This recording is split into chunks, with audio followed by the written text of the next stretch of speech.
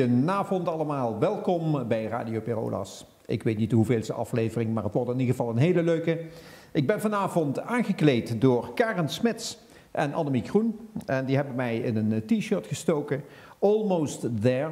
En dat staat voor de campagne die Rotary Maastricht-Oost voert om het vaccineren tegen polio wat te bespoedigen.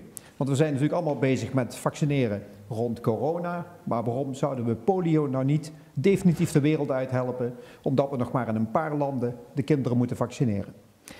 Daar ga ik straks de website bij noemen. Als jullie naar deze website toe gaan, dan kun je daar doneren. En dan doe je echt iets heel erg goeds. Want Bill Gates en zijn vrouw, die doen op elke euro er 2 bij.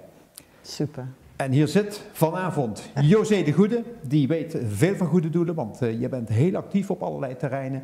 En veel met, ja, ik zeg maar even charity, dat is misschien een breed begrip.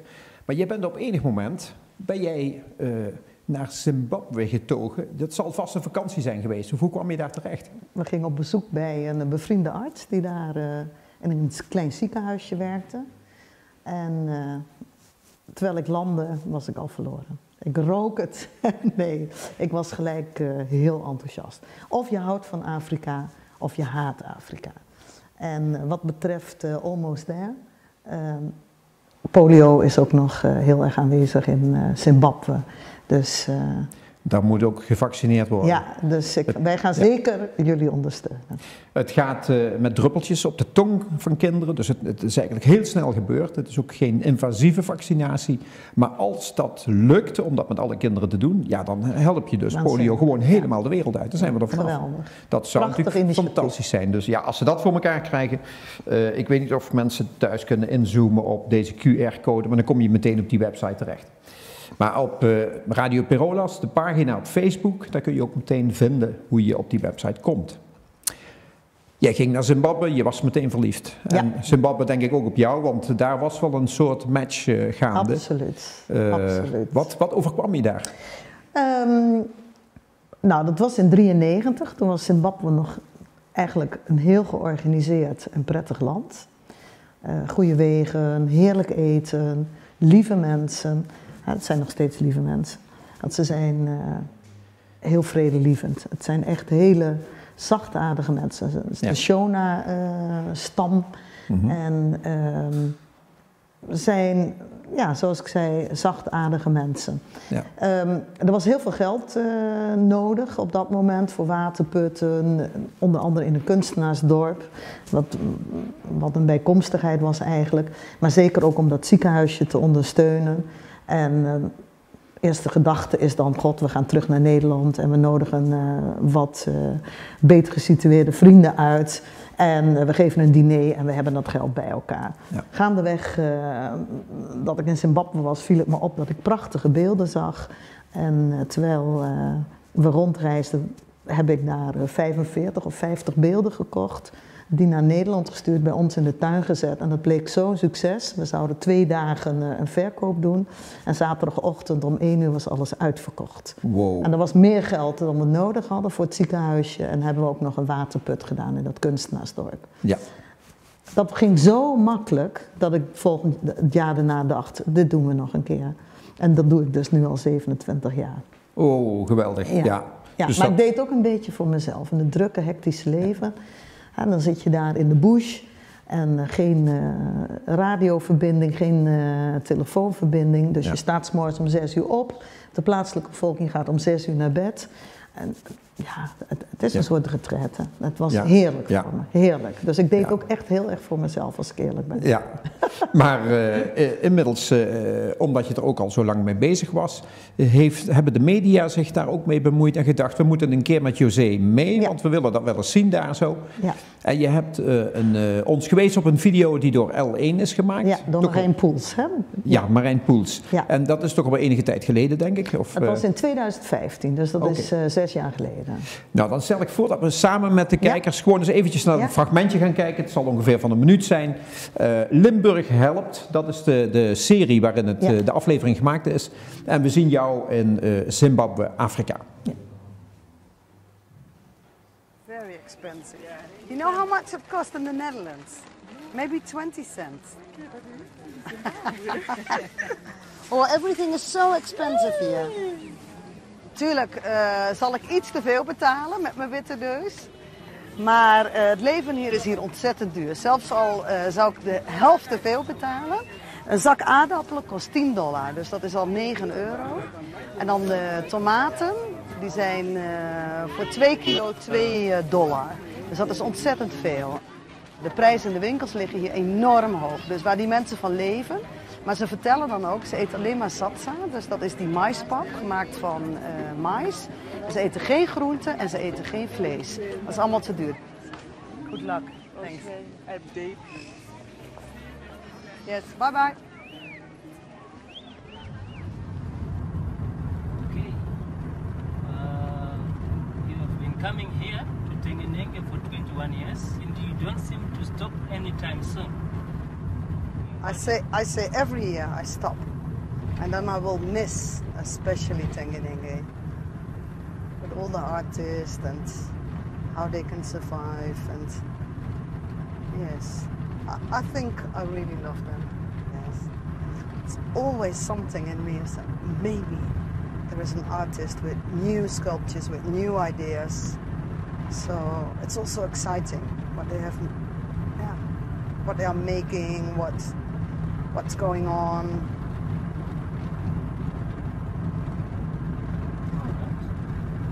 Very special for me. Yeah, this is more or less my second home thing. Ja, prachtig gebied. Ik krijg heimwee. Ja, oh, ik mooi, mag hè? niet gaan nu, hè? We kunnen niet gaan. En ik, Nee, ja, dus dat zal... echt, als ik dit zie, dan krijg ik echt pijn in mijn buik. Ja, kijk eens aan. Ja. Nou, ik moet Wordt je... gewoon emotioneel. Ja, ik moet je bekennen, ik heb daar ook gereden en ben er ook een keertje geweest in een project van Rotary Maastricht-Oost. Maar het is een adembenemend land dat inderdaad heel erg je opneemt in hun dagelijkse bezonjes. En die zijn er behoorlijk op achteruit gegaan de laatste jaren. Ongelooflijk. Dus die Robert Mugabe heeft toch de zaak misschien toch wel... Maar het is misschien nu nog wel erger. We dachten dat het niet erger kon, maar we zitten nu nog verder weg dan. In 2008 was het absolute dieptepunt. Hebben wij daar ook voedtransporten gedaan. Dan ben ik zelf echt op de truck door Zimbabwe gegaan. En als je linksaf ging, dan gingen rechts een aantal mensen doden.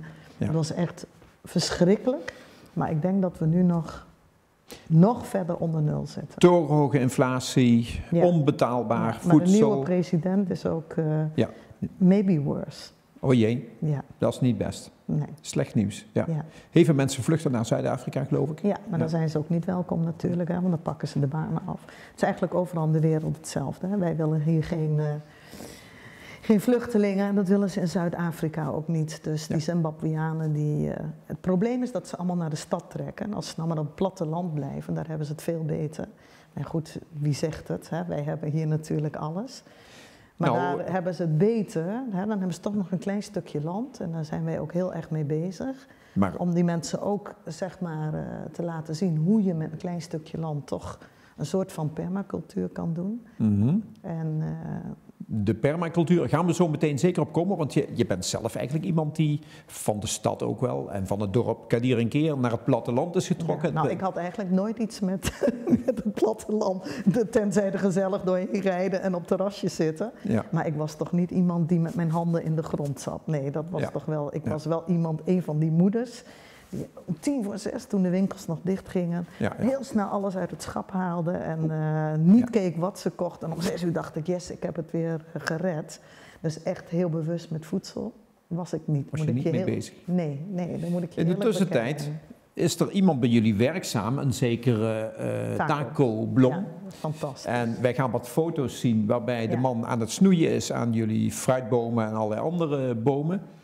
En die heeft toch wel voor een heel nieuw gezichtspunt gezorgd. Absoluut. Je noemde net al permacultuur. Ja. En we laten hem dat zo meteen zelf even uitleggen wat dat precies inhoudt. Ja, die Taco heeft ons ontzettend veel gebracht. Koen, onze zoon, die uiteindelijk daar de varkens heeft, allemaal biodynamisch en koeien. Die is in aanraking gekomen met Taco en dat klikte enorm. En Taco zat ergens in België en die wilde heel graag dichter bij huis. Dus die heeft van ons een aantal hectare grond gekregen. En die heeft dat in 4 jaar tijd echt ik weet nu wat hij allemaal heeft gedaan, maar die heeft dat helemaal omgetoverd tot gezonde grond. Want daar gaat het om die aarde. Hè?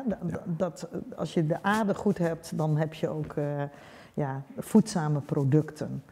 En dat is wat Taco heeft gedaan. Kijk. Dus het is een man die een hele eigen visie heeft op hoe je met de aarde omgaat. Ja, en, hij doet dit ook al 20 jaar. En Taco doet het op een hele natuurlijke manier. Hij hangt dat ook niet heel streng aan. Behalve dat hij absoluut geen pesticiden gebruikt en geen fertilizer, kunstmest. En onze varkens ploegen. En het is een prachtig verhaal, maar Taco kan dat veel beter vertellen dan ik. Nou, laten we maar eens eventjes gaan kijken of Taco dat zelf kan vertellen. We hebben een fragment uit een film gekozen waarin hij uitlegt wat die permacultuur eigenlijk inhoudt. Ja. En het is even goed opletten, want het is een heel bijzonder verhaal. Ik vind het echt heel spannend om te beluisteren, vooral in deze tijd waarin de verkwisting van voedsel enorme hoge vormen aanneemt en je eigenlijk je afvraagt, kan dat niet allemaal veel slimmer? Nou, ik vind het bijzonder en we gaan graag eens even luisteren naar Taco, hoe hij dat verwoordt. Zoals de toentertijd mijn uitgelegd het permacultuur, en dat is zoals me uitgelegd en heel veel mensen denken wat het is, dat is mensen voor luie mensen. Permacultuur, je zet het neer, je zet een systeem neer, het kijkt niet uit, zeker in die tijd hoe je het neerzet. En ja, dan ga je daar liggen, zoals in de film van Bill Mollison het laat zien, die gaat in het stro liggen en het groeit rond hem. Nou, daar kwam al heel snel achter, dat was het niet. Maar permacultuur wil eigenlijk niet anders zeggen dat het een ethiek heeft wat ervan uitgaat dat je de eerstkomende 7 generaties de grond net zo goed blijft of beter. En de kennis loopt dan door, dus de grond wordt alleen maar beter. Dus het gaat heel sterk om de ethiek en helemaal niet om heel veel andere dingen die eromheen zitten, wat mensen zeggen dat permacultuur is. Permacultuur heeft niks met landbouw te maken. Permacultuur heeft ermee te maken dat je zorgt voor de aarde, dus waar we met z'n allen op leven, dat die eigenlijk over 7 generaties nog net zo goed of beter uitziet. Dat je zorgt voor de mensen die er op dat moment zijn. En dan gaat het er niet om of er te veel zijn of niet, ze zijn er. En daar even voor te zorgen. Dus als we er 20 miljard krijgen, moeten we voor 20 miljard zorgen. Zo simpel is het. En dat we delen met alle levensvormen die op deze aarde zijn. En dat is permacultuur. En daarmee doen. Dus daar ga je gebouwen op ontwerpen, je watersystemen, je voedselsystemen, de gemeenschappen, alles. En dat is veel uitgebreider dan de mensen denken. Maar het makkelijkste leer je permacultuur in de tuin. En daarvoor doen we dat. Dit is alomvattend? Ja, dit is alomvattend, maar hij vertelt het dan even, maar Taco werkt heel hard inderdaad. En het bijzondere is, wij hebben ook de hele wintergroenten. En dat is ook gewoon wat er moet gebeuren, dat het land ook 's winters beplant moet worden. Dan ga je ook al die erosie tegen. Dus wij hebben, het begint nu weer met raapstelen en spinazie, maar wij hebben de hele winter 30 groentesoorten gehad. Dus dat is wel een hele andere manier. En Taco is heel erg eigenwijs. Als iedereen zegt, je kan nog niet planten, Taco heeft alles al geplant. En nu blijkt dat het dan sneeuw is gevallen, maakt helemaal niks uit, zegt hij, dat komt allemaal goed. En dan sneuvelen er wat, maar dat is helemaal niet erg, dat is weer goed voor de beestjes. Dus als er ook een oogst mislukt, zo'n hele rij, want het zijn allemaal stroken landbouw, dan zegt hij, oh fijn voor de beestjes, en dan geniet hij er ook van zonder dat hij boos is. Of dan zegt hij, kijk maar eens goed, de vijanden komen zo. En dan belt hij me op en zegt hij, zie je de vijanden zijn? En dan ga ik naar het land en dan lopen er allemaal kleine rode kevertjes en die zegt, die eten al die luizen op.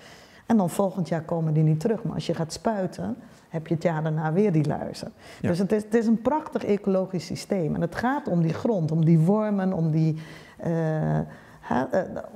om die, schimmels. Daar gaat het om. En die zorgen ook dat al die voeding in die groente komt. Dus de koper en de ijzer. En doordat wij dat allemaal... Kijk, die hele grote kolen, die zien er fantastisch uit, maar er zit 0 voeding in. En er zijn allemaal wetenschappelijke onderzoeken die zeggen 70% minder ijzer, 70% minder magnesium in de spinazie. Als je dat ziet, we hebben ons daarin verdiept. Ja, dat is echt schrikbarend. En daar hoor je niets over, want die monocultuur die moet maar doorgaan. En die geldmachine moet maar doorgaan. En al die groentes die in de supermarkt liggen, verpakt, die zijn allemaal met suikerwater gewassen. Dus Dat is ongelooflijk, ik wist dat niet. Dus dat krijg je allemaal binnen, zodat het niet verkleurt en dat er geen schimmeltjes op komen. Ja. Dus dat heeft heel veel aspecten. Ik heb al eens gehoord dat als je ik zal maar zeggen, een sporenelement zinkhoeveelheid uit je groente eet, dat niet te compenseren is met een zinktabletje waar er ook weer zink in zit. Maar dat wordt door het lichaam als zodanig helemaal niet meteen herkend en daardoor opgenomen. Ja, dus ik ben de naam vergeten. Er zijn hele mooie kleine meetmachientjes. En daarin kun je de voedingswaarde meten in een tomaat en wat dan ook. Ik heb al die filmpjes bekeken. Dan kocht een vrouw die zelf ook verbouwt een biologische tomaat in de winkel. En dan ging ze kijken wat voor voedingswaarde. En dan de tomaat van de permacultuur. Ja, dat was 10 keer zo goed. Dus dat is echt... Wij worden ook een beetje allemaal voor de gek gehouden. Dus als de strijd tussen de gewassen echt is, ook met die schimmels. Ja. Kijk, eigenlijk op elke 1 bij 1, elke vierkante meter, moeten eigenlijk 500 wormen in zitten. Dus dat kan je gewoon zelf kijken, hoe staat het met mijn grond. En de eerste les, ik heb ook de permacultuuropleiding gedaan bij Taco. De eerste les, het gaat alleen maar over grond, want dat is de basis. Kijk, ja.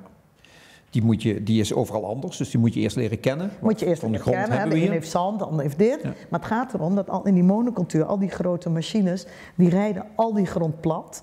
Daar gebeurt niks, maar er zitten geen wormen en die grond is eigenlijk dood.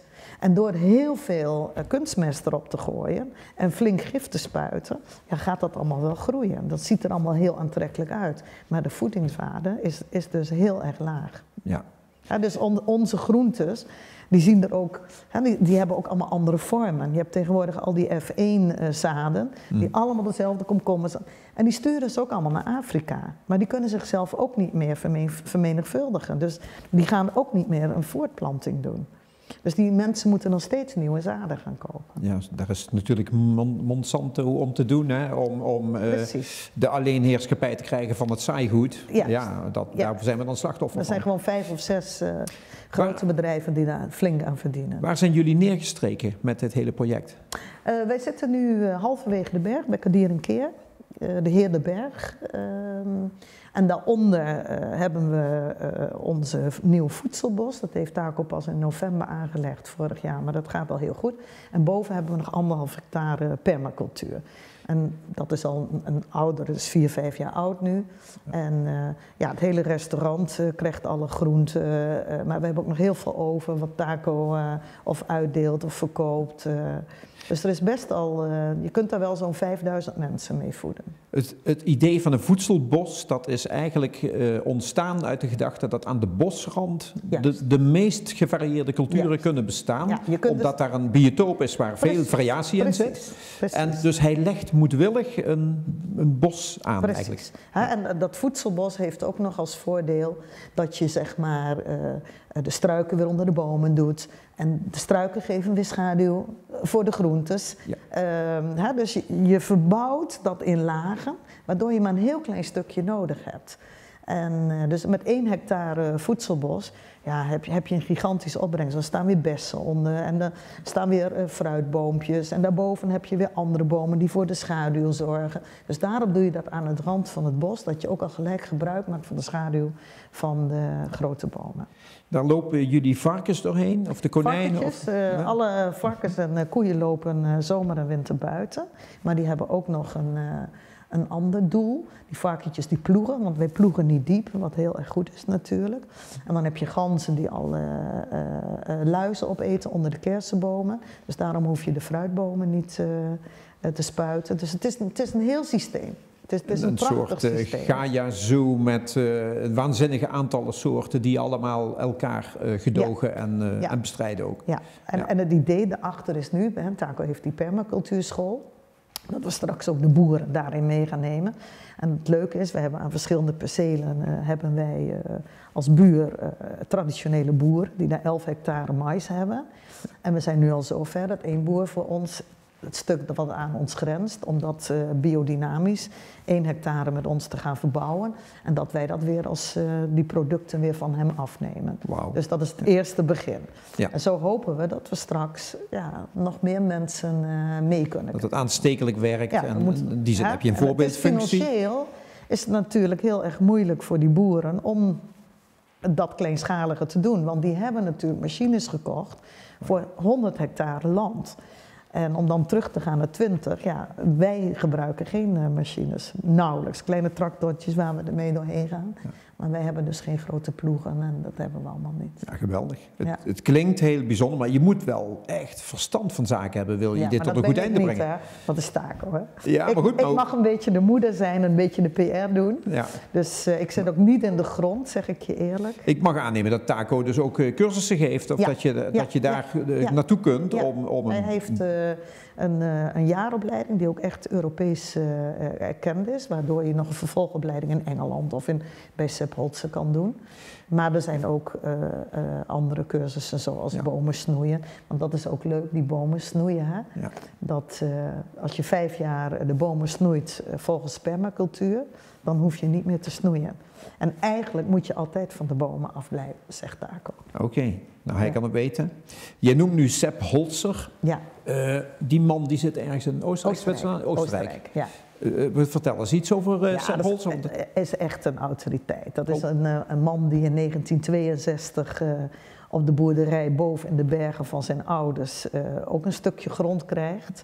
En dan legt hij daar, om dat af te bakenen, wat stenen omheen. En dan blijkt dat de zon die stenen zo verhit dat hij daar een fantastische oogst heeft en daar dingen kan laten groeien die gewoon op zo'n hoogte onmogelijk zijn. En dat gaat hij over nadenken. En als hij dan de boerderij van zijn ouders overneemt, dan gooit hij alles om. En zij zijn wel in Europa het meest toonaangevende permacultuur. Je kunt daar naartoe, een dag kost dan ook €500, kan je meelopen. Maar dan moet je ook mee helpen poelen maken en fantastisch. Op mijn verlanglijstje staat ook om daar naartoe te gaan. Ja, en dat verlanglijstje, dat hebben wij hier ontvangen. Dus wij gaan eens eventjes kijken naar hoe die Sepp Holzer in de bergen zijn permacultuur handhaaft. 1500 meter. Ja, want dat brengt nogal wat complicaties met zich mee. Ja? Omdat je weet, wat gaan we boven doen en wat doen we dan beneden. Daar zal hij in dit fragment misschien geen antwoord op geven. Maar we gaan toch eens een minuutje kijken naar Sepp Holzer in Oostenrijk. Drei Terrassen mit Obstbäumen, und zwar ist es eine Art Streuobstwiese, die bewirtschaftet wird mit den Tieren. Ja? Also da geht es jetzt wirklich darum, das ist Weide, zum Teil für Schweine und auch für unsere Rinder. Die obere ist jetzt mit den Rindern beweidet worden, die untere ist jetzt mit den Schweinen beweidet und gleichzeitig haben wir hier unsere Obstwiese, ja? mit Birnen und Äpfeln, Hochstämmen, wo wir quasi auch das Obst verwenden, zum Teil ein bisschen für Mostobst bzw. Säfte und das überschüssige Obst wird dann von den Schweinen gefressen. Das heißt, das sind sozusagen auch Futterbäume für die Tiere. So sind diese Terrassen aufgebaut. Wir werden uns dann gleich da unten die Schweine anschauen, wie sie jetzt im Sommer schon einmal das Grünfutter beweiden. Da werden sie durchgekoppelt durch die Terrassen und im Herbst dann, wenn das Obst reif ist, ernten wir einen Teil des Obstes und das ganze Rest des Obstes, das ganze Fallobst wird dann auch von den Schweinen wieder gefressen. Ja? Das ist auch eine Form der kombinierten Nutzung, agroforstwirtschaftlichen Nutzung und einfach der Mehrfachnutzung einer Fläche. Und für uns ganz ein wesentliches Zusatzfutter für die Tiere. Dit was de zoon Holzer, maar die is al die heeft even... het al overgenomen. Oké. Holzer die is denk ik ook al dik in de 80. Oh ja. En onze droom is, als wij ons campus klaar hebben, om hem uit te nodigen misschien? Uit te nodigen. Ja. En in principe doet de vader dat niet meer, maar we hebben contacten en we hebben hoop dat hij komt. Ja, anders die zoon is ook behoorlijk... maar het liefste zelf. Ja. Nee, maar dit is natuurlijk wel iets waar je... Heel stimulerend. Ja, dat kruisbestuift natuurlijk enorm. Ja. Maar hoe krijg je dit gedachtegoed zo snel mogelijk onder een grotere groep agrariërs...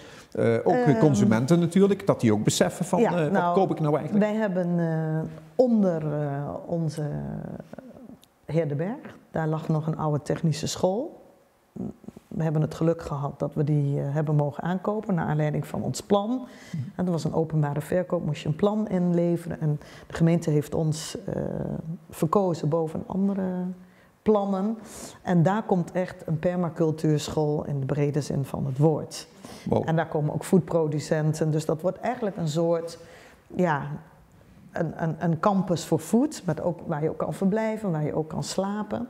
Ja. En Dus dat moet een enorme aanwinst zijn voor deze regio, lijkt mij, om zo'n agrarische impuls te geven aan Kadierinkeer en Maastricht. Ja, nou in ieder geval hebben wij er heel veel zin in en wij geloven er natuurlijk ook in.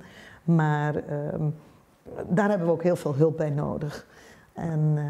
En ook een volwassen consument die snapt dat het niet ophoudt bij de buitenbeentjes van de Albert Heijn. Een komkommer die een beetje krom is of waar een ander bezwaar aan kleeft.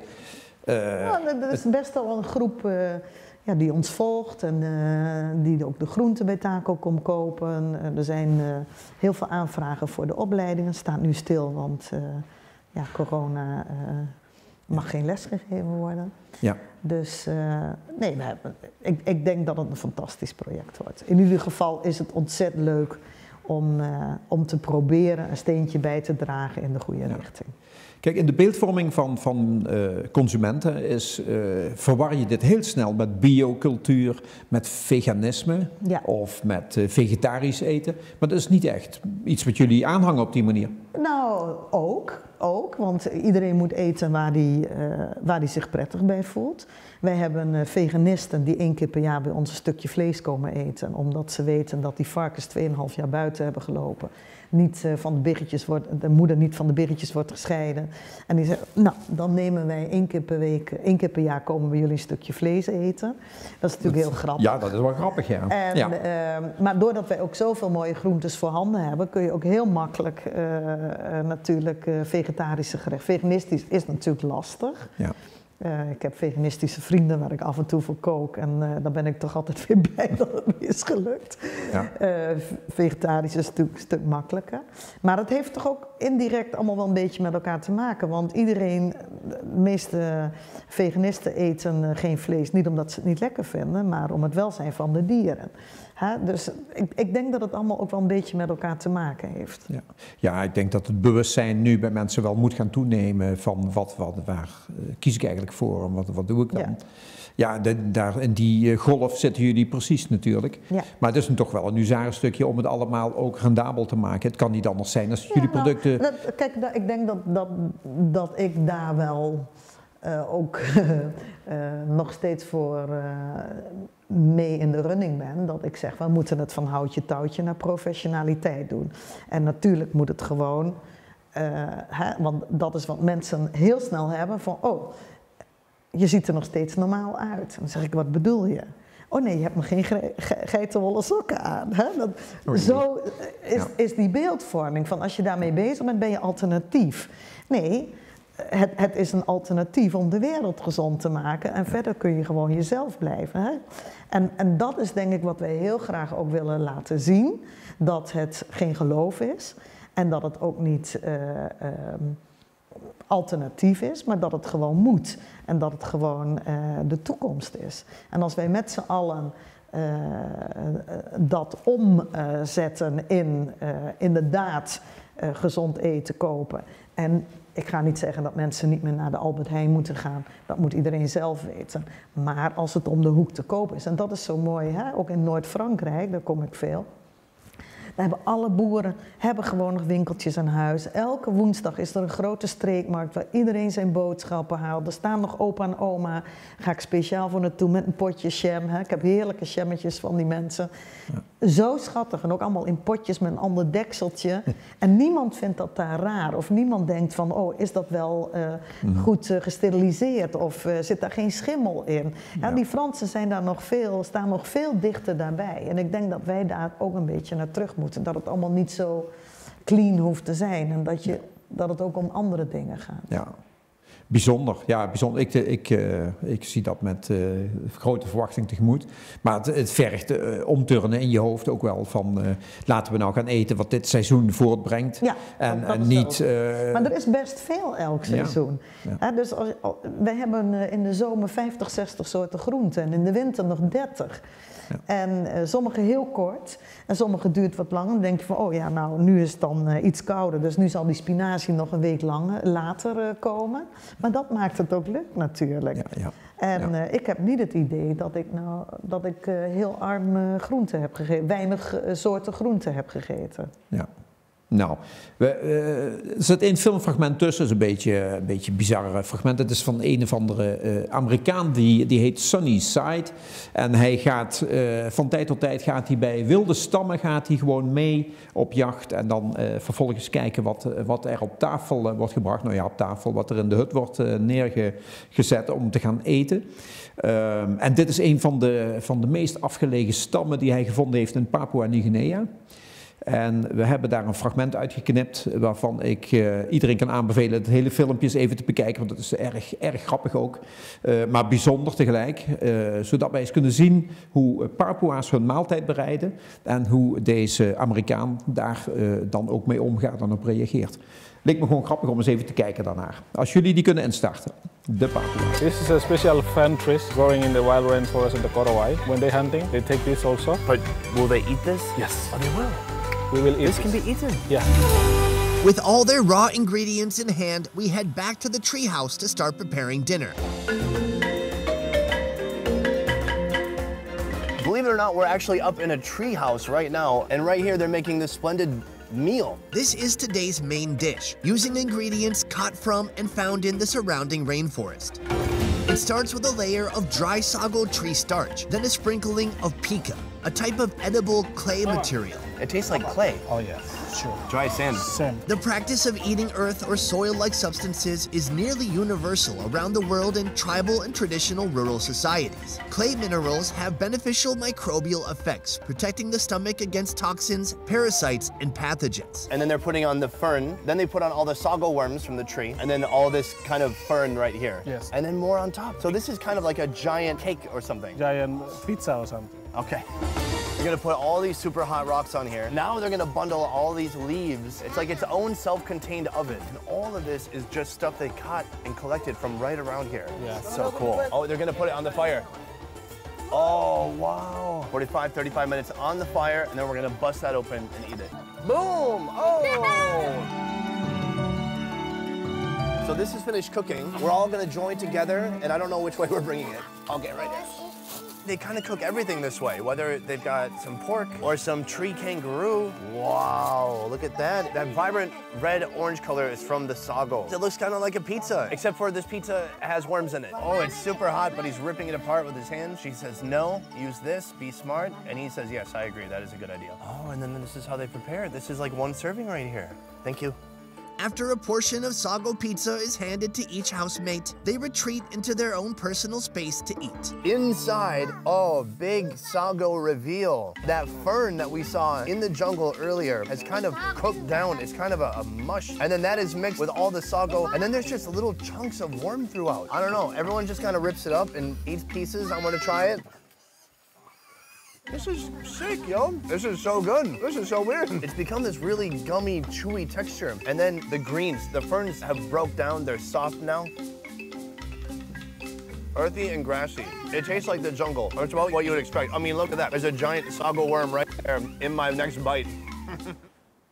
Ja, José, gaan we hier naartoe? Wordt dit ons... Kijk eens hoe huiselijk. Zelfs Ja, Max spreekt op mijn schoot.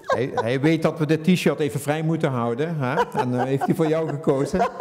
Maar het is een enorme charmeur, dus dat heeft hij goed gedaan. Ja. Hey, maar dat eten, in Zimbabwe kregen wij ook wel gekke dingen te eten. In het begin ben je dan een beetje huiverig. En dan dacht ik, als zij het opeten en ze gaan niet dood, dan ga ik ook niet dood. Dus ik had er ook wel van alles. Ja. Maar niet dat ik, krokodil en de meest gekke dingen krijg je daar toch te eten. En zebra, en dan kun je toch eigenlijk niet weigeren. Dus, nou ja, dat is wel... maar voor hun is dat heel goed eten, want dan hebben ze tenminste vlees. Ja. Want het dagmenu is eigenlijk millimiel en okra, denk ik dan. Hè? Dan heb je het wel zo'n beetje gehad. Ja. Ja, een beetje groente, een beetje groene kool. Uien stonden links en rechts. Ik heb tomaten gezien. Ja. Maar het is natuurlijk, als je er bent, dan wordt het feest. En dan komt er vlees op tafel. Hè? Ik kocht meestal of een koe of een geit. En dan had zo'n heel dorp dan vlees. Wij namen altijd, zag je ook in het fragment, heel veel aardappels mee en groenten. En dan gingen we met z'n allen, een hele kunstenaarsdorp met z'n allen koken. Wat goed. Dus dan kook je met 400-500 mensen. Dat is echt spectaculair. Ja. Dat is echt... Ja, ik snap de mooie verbondenheid. verhalen. En, ja. Zitten die 400, 500 mensen daar nog in dat dorp? Of, nee, dat zijn er maar nog. dan weten ze dat ik kom en dan zijn er wel 400, 500. De omliggende dorpen komen dan ook. Hè? Ja, ja. Dat is net of iemand met tamtam staat zo van, kom maar, er is eten. Geweldig. Dus we houden daar wel rekening mee. Nee, er wonen nu nog misschien 100 mensen. Maar Gezinnen, niet 100 gezinnen, zeg maar 40 gezinnen. Het is eigenlijk een hoogvlakte, hè? Dus de Zambezi stroomt voorbij op 100 meter diepte. Ja, het is een hele droge grond. Ja, maar doordat je 1100 meter hoog zit, is het natuurlijk ook wel een heel prettig klimaat. Geen malaria, tenzij je aan de Zambezi zit natuurlijk. Ja.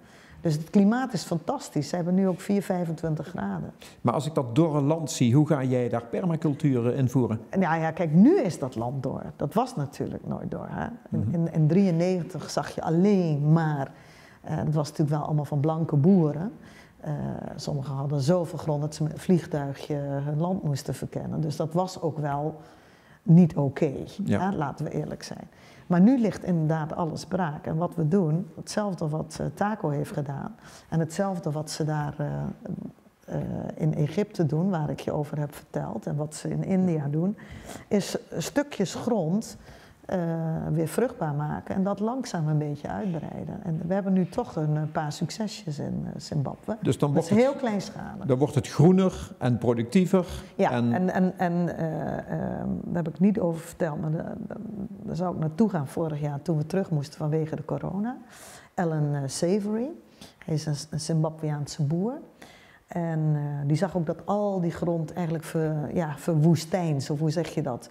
Ja, verwoestijnd eigenlijk, ja. En hij zei, en dat heeft hij ook bewezen, dat daar gewoon vroeger allemaal wilde kuddes met koeien liepen en die trappelden allemaal die grond... Oh, sorry hoor. Ja, sorry Max. Die trappelden al die grond los, waardoor die erosie niet was. En dat is wat hij weer is gaan doen met grote kuddes, duizenden koeien. Laat hij al die koeien daar los grazen. Okay. En al die grond is weer vruchtbaar. Dus daar zijn ze nu in Zimbabwe wel mee bezig. Hij is ook heel holistisch in alle opzichten, maar ook die permacultuur. Ja. En hij is ook wereldberoemd als je hem googelt. Hij geeft ook overal lezingen in de hele wereld. En dat is wat wij nu in het klein ook aan het doen zijn. Dan geven we ze koeien, dat ze dan ook weer die grond bewerken. Kijk, ze eten al die koeien op, want ze hebben honger. Ja. En dat is het probleem. Ja, ja. Dus ik heb ook heel veel microkredieten gedaan aan dames met kleine kippenfarms. Maar ze eten al die kippen op en kun je ze het kwalijk nemen. Ja. Nou, je had een heel hoopgevend fragment van VPRO, het is het tegenlicht, nee, het heet Groen Goud. Groen Goud, ja. Moet iedereen kijken. 3 werelddelen waarin men... Goedemorgen, ga maar zitten, goed zo. Waarin men de boel gaat vergroenen. Ja. Woestijnachtige gebieden die weer helemaal terug in de running komen. En waar dus toch eigenlijk een soort permacultuurachtig beleid op wordt losgelaten. Ja. Ja, hij ging nog veel verder, hè, die arts, Ibrahima. Hij heeft daar een hele stad gemaakt waar 1500 of 15.000, ik dacht 1500 mensen nu wonen. Kijk eens. Kan ook 15.000 zijn. Ja. Waar hij helemaal fabrieken heeft opgezet die kleding maken met hun eigen katoen. Ja. Fantastisch. Dus hele integrale oplossingen. Groene oase boven Cairo. Ja, van de film waar je ons op attendeerde, van de VPRO, heb ik een fragment gekozen waar we dat in China kunnen zien. Oh ja, is ook geweldig. Waar die rivier volledig... Hoe heet ze man? Liu? Ja, dat gaan we zo horen, waar het precies is. En daar kun je zien hoe ze dat hebben aangepakt. Ja. Dus het lijkt me goed dat we even kijken naar Groen Goud van de VPRO. Dat is nog steeds op uitzending gemist terug te vinden.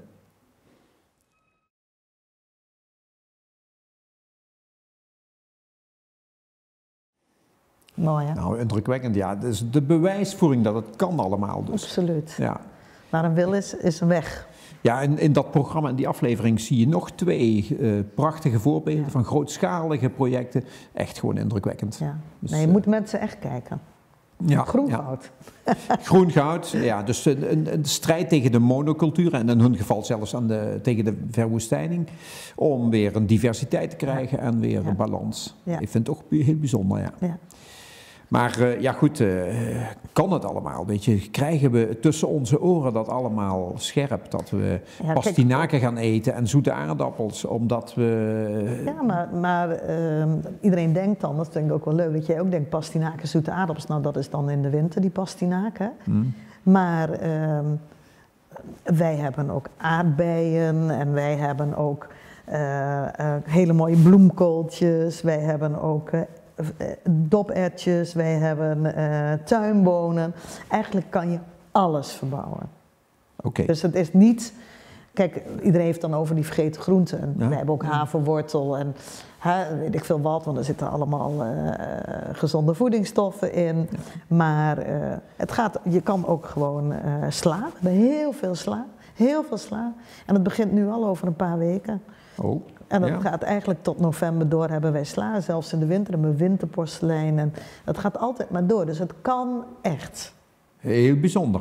Ja, we moeten wel weer eens komen kijken, want ik ben een keer bij je geweest, maar om het nu weer te zien is natuurlijk weer alles anders. Ja, nou ja, dicht. Het gaat heel snel. We zijn dicht. Ja, dicht, maar de permacultuur gaat toch gewoon door, hè? heel snel. En we hebben nu iets nieuws. We hebben van boven, omdat we straks de mensen ook allemaal naar beneden laten lopen, naar de school, hebben we nu een pluktuin gemaakt met groenten. Dus dan ga je met je mandje en dan pluk je gewoon waar je zin in hebt. Dus je plukt het zelf uit de grond en dan daaronder krijg je het verpakt in zakjes. Maar voor kinderen ook zo leuk dat ze zien hoe het groeit. En de ene week komen ze en dan staat er zo'n plantje en dan komen ze de week daarna en dan is het een kropje sla. Ja. Dus mensen gaan straks zelf de groenten bij ons plukken. Oh, dat is goed. Ja, educatief is dat fantastisch. Ja. Als je dat kinderen kunt laten zien, dat lijkt me een doorbraak. Ja, maar wij gaan ook zomerkampen voor kinderen doen. Oké. Dus ook een soort, maar dan een beetje op een speelse manier. Ja. Maar... Ja, nou, wat je heel snel denkt als ik het even veralgemeniseer, biocultuur, misschien permacultuur, maar in ieder geval, het heeft ook iets van terug naar waar we vandaan kwamen. Oh, absoluut. En dat heeft dan ook een angstscenario, omdat je denkt van ja, wacht even, we hebben een hoop verworvenheden, we willen toch wel graag met onze iPhone door en de next generation computer en we willen alle dingen die op ons afkomen. Jij denkt aan Paul. Ja, nou niet dan. Ik bedoel, jij liet ons een film zien en ik schrok daar wel een beetje van in zoverre. Het is een prachtige film. Ja, hij is wat lang en wat slow. Hè? Nou, ik hou heel erg van slow tv, dus daar voldeed hij volledig aan. Maar je zit dus mee te kijken naar het leven van een boer, eigenlijk van twee zussen en een broer in Normandië, in de streek waar de oorlog is uitgevochten, zullen we maar zeggen. Daar is een kerncentrale is daar gebouwd. En die drie ongehuwden, die gaan gewoon door. Ja. Die hebben zich van niets wat aangetrokken. Ja. En die gaan gewoon door zoals het in 1930, zal ik maar zeggen, begonnen is. Zijn ze nu nog steeds zo actief. Ja, het is prachtig. Ja. Ook een beetje triestig af en toe. Hè? Je wordt er ook wel een beetje triest van. Tenminste. Mm-hmm. Ja, je probeert je dan ook een beetje in te verplaatsen. Maar als je erover nadenkt, en nu ik heb die film al heel lang geleden gezien. Als ik er nu zo over nadenk met die permacultuur en nu ik veel in Frankrijk ben, denk ik, nou dat was nog zo gek niet. En er zijn ook steeds meer mensen, dat zie je toch ook, ik vertrek, die weg willen van deze ruis en weg van het lawaai, letterlijk en figuurlijk. En die eigenlijk er weer naar verlangen om zo zelfvoorzienend te zijn. Hè? Want dat is wat wij natuurlijk op de Heerdenberg ook doen, dat zelfvoorzienend. Hè? Eigen vlees, eigen fruit, eigen groenten. Dan waardeer je ook wel, als je dan die groenten aan het wassen bent, is dat toch wel een ander gevoel als dat jij gewoon uit een zak wat opentrekt en in de pan gooit. Ja. Je hebt dus al heel veel affiniteit en je wil ook dat dat heel lekker gaat smaken. En daar doe je ook heel veel liefde bij in. Ja. Omdat er gewoon ook zoveel moeite voor is gedaan. Ja, ja. We gaan eens even kijken naar hoe die film begint. Ja. We hebben de eerste 2 of 3 minuten hebben we daarvan achter elkaar gezet.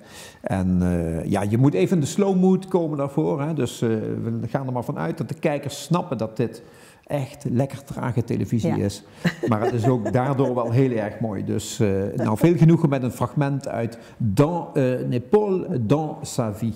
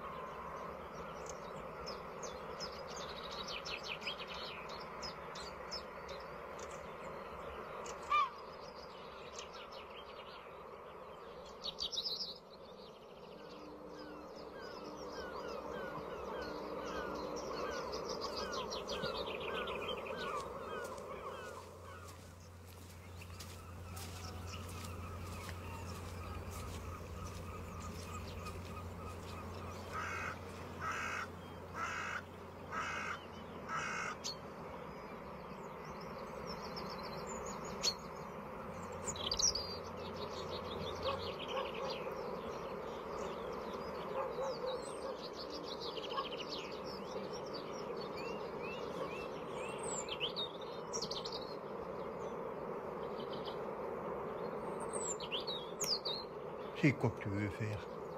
C'est un film? Ben dis donc, tu vas te donner bien du mal.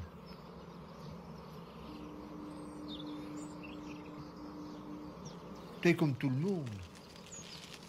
Tu dois nous trouver folkloriques.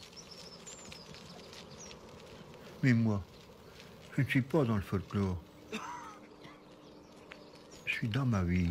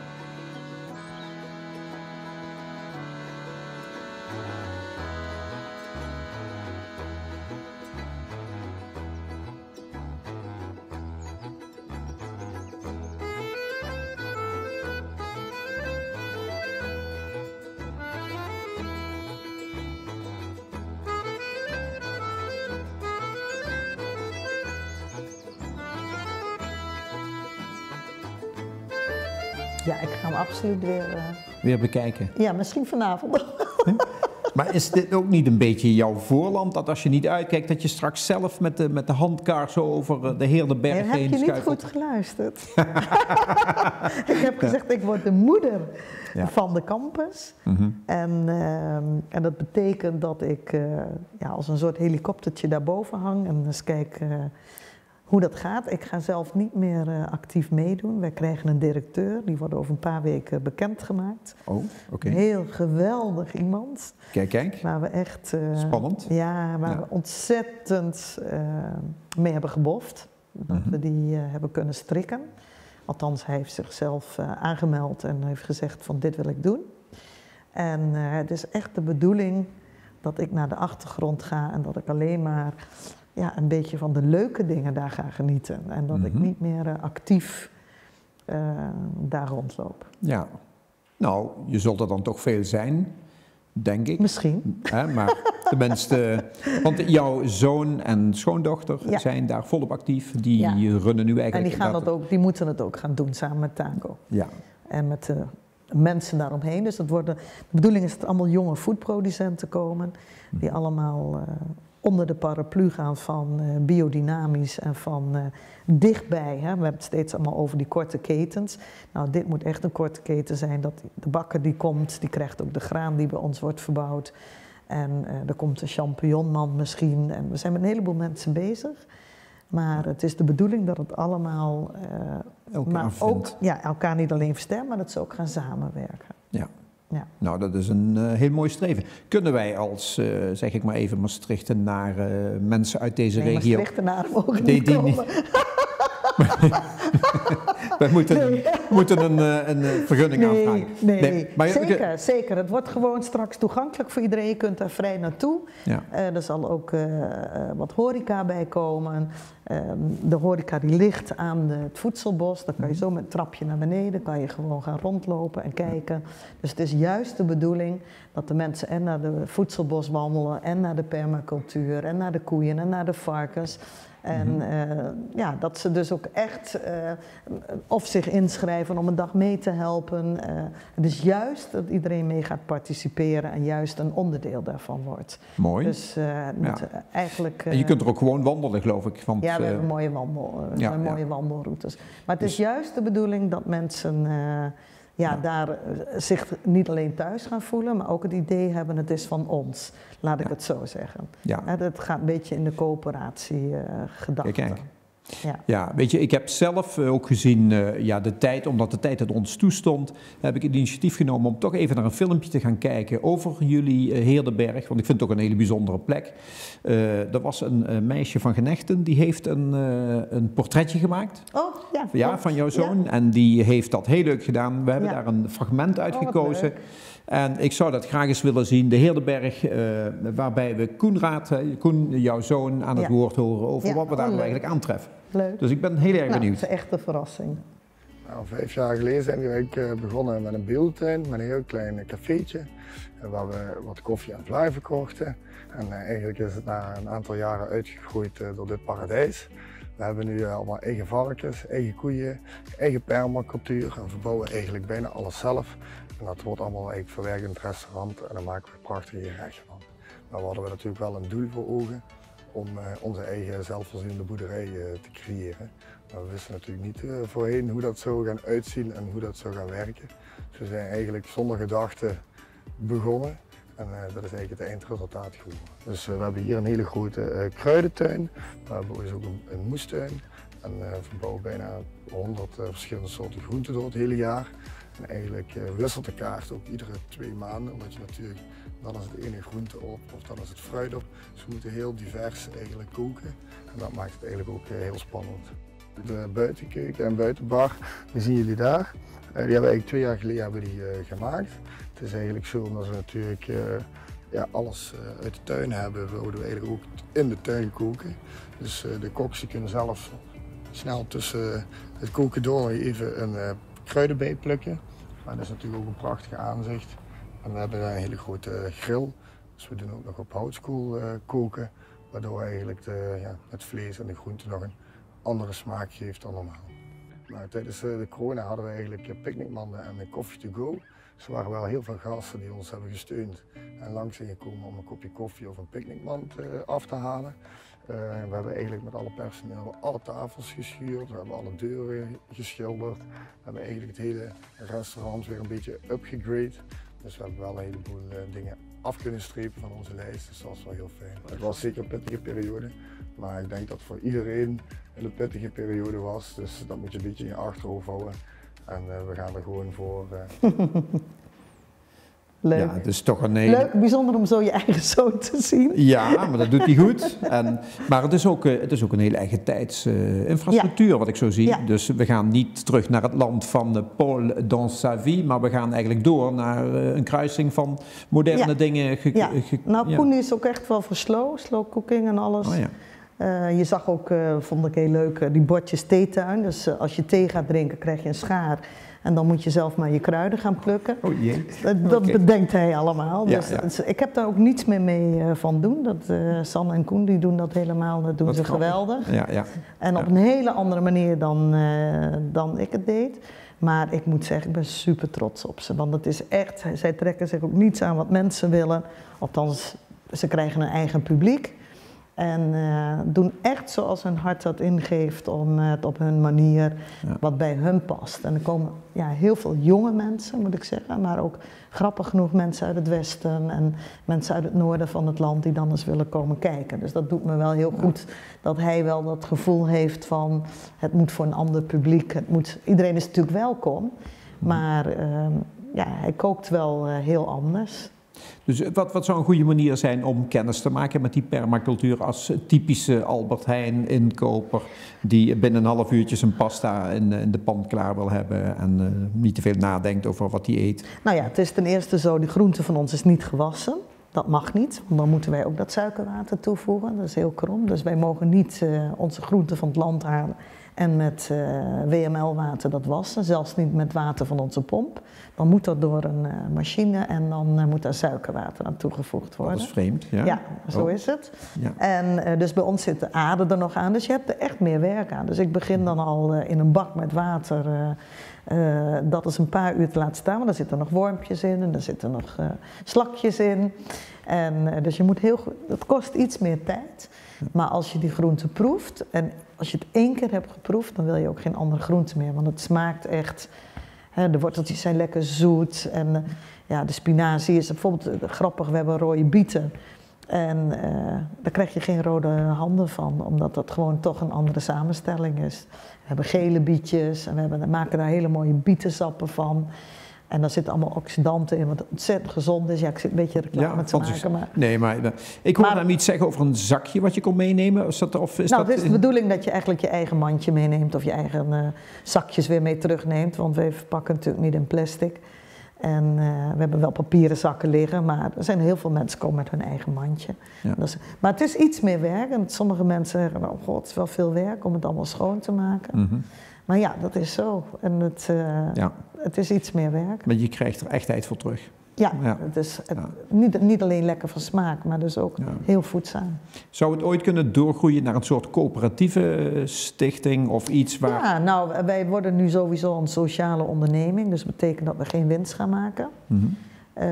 Wel de producenten, maar het hele verhaal, de campus gaat geen winst maken. En wat over is, gaat terug naar het goed doel. Wat de participanten samen kunnen beslissen waar ze dat naartoe wil doen. Bijvoorbeeld, het had naar jullie project gekund. Als wij nu al geld hadden, had ik zeker voor gestemd. Dus iedereen die eraan meedoet mag ook met een eigen projectje komen. En bijvoorbeeld die vakantiehuisjes die we dan hopen te kunnen maken, moeten we nog een vergunning voor. Dan gaan we in de zomervakantie 2 iedere keer gratis weggeven of gratis laten gebruik van maken van mensen die ergens op een flat zitten en zich geen vakantie kunnen permitteren. Oh ja. En die krijgen dan een zak groenten en dan mogen ze lekker, en de kindjes kunnen dan naar het zomerkamp. Dus dat zijn wel echt zaken waar wij nu al mee bezig zijn. Maar we wachten ook de komst van de nieuwe directeur even af, die misschien weer... daar heb ik natuurlijk al veel gesprekken mee gehad. Dus dit is iets wat hij wil dat ook heel graag. Dus, als ik het goed begrijp, gaan we er nog veel van horen. En gaan jullie echt wel... jezelf heb je al aardig op de kaart gezet, maar ik heb de indruk dat het alleen maar meer gaat samenwerken met meer mensen, meer activiteiten daar gaan plaatsvinden. Nou, fijn dat je erin gelooft. Als die school er dadelijk is, nou, dat zie ik echt wel voor me. Ja, dat zullen er in Nederland geen... Ja, weet je wat leuk is? We gaan dan eigenlijk dat met een aantal mensen opstarten die allemaal min of meer, net als ik, met pensioen zijn. En die allemaal zoiets hebben, wij willen nog 1 keer iets neerzetten om iets terug te geven. Dus niet alleen maar om te halen voor onszelf. Hè. Ik heb ook altijd goed voor mezelf gezorgd, zakelijk gezien. Maar nu willen we ook nog wel eens graag iets teruggeven. Ja. En dat zijn er toevallig 4 die allemaal met pensioen gaan. Dus als je nog je verveelt... Als ik me verveel tegen die tijd, we gaan het zien, José. Ik zal je in ieder geval niet snel vergeten, maar je bent sowieso nog niet van ons af. Want zolang wij doorgaan, blijven we dit ook in het vizier houden. En we komen zeker binnenkort weer eens een keertje langs. Nou, dankjewel voor het platform. Super dat je er was. Leuk. Ik vond het een heel zinvol en informatief en leuk gesprek. Dus we gaan elkaar vast en zeker nog vaker zien. En ik wens de mensen die thuis hebben meegekeken ook heel veel inspiratie. En vooral ook de linkjes. Wij proberen die zoveel mogelijk weer te plaatsen op de Facebookpagina. Dat je zelf ook even kunt gaan kijken. Hoe ziet die hele film er nu uit? Ik wil het dus helemaal zien. Of die prachtige Groene Goud documentaire van VPRO. Ja, dat moet je gewoon gezien hebben. Dat is gewoon fantastisch. Dus we zijn de volgende week weer met weer een Radio Perolas. Wie de gast wordt, ben ik nog aan het voorbereiden. Maar we hebben ons in ieder geval vanavond weer uitstekend vermaakt. Met dank aan José. Jij dank. En tot de volgende week. Dankjewel. Oh ja, de QR-code. Hop.